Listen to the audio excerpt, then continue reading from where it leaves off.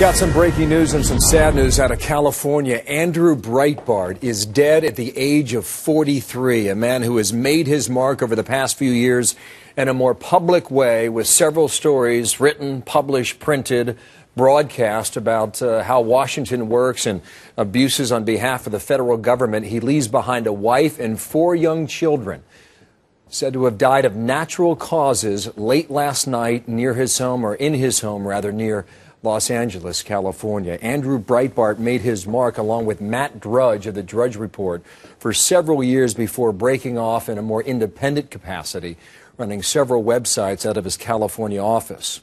Jonah Goldberg knows him well. With me now. This sure is a stunner, Jonah.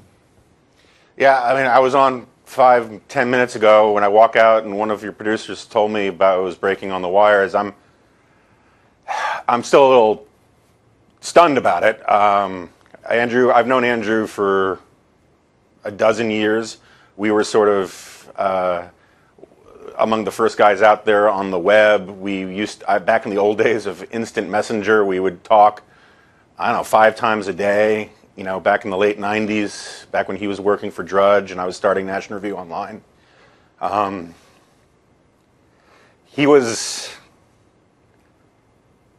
one of the most fearless people I ever knew. And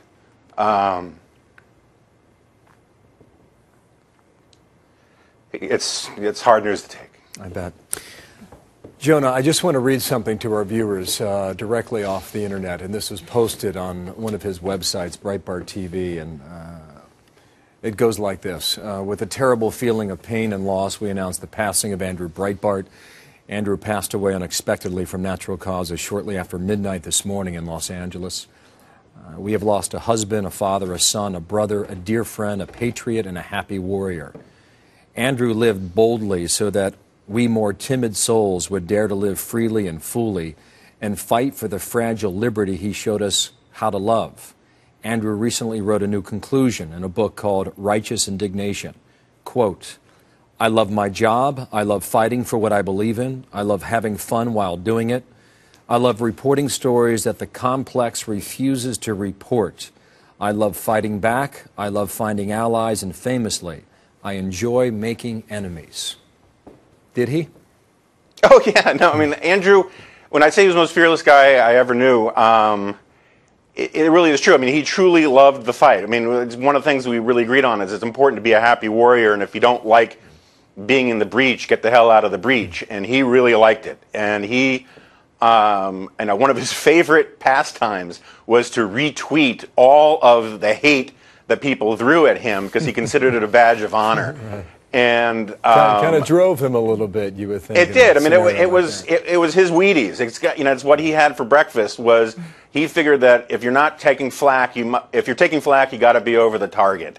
And in many ways, he was, how to put this? He was a true modern. He was the modern conservatives' iteration of a 1960s radical.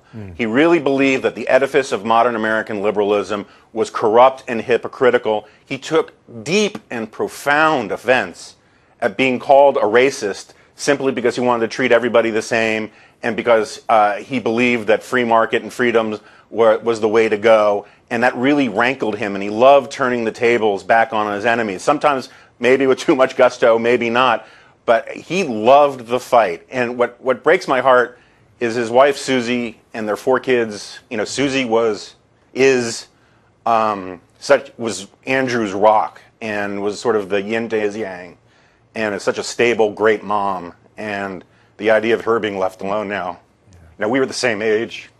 Anyway, I probably shouldn't have come on. Listen, I know this is a tender time, and I and Martha as well and our viewers certainly appreciate what you offer on a time like this. I'll let you get your thoughts together, Jonah. I want to get to Martha for a bit more on this. Thank you.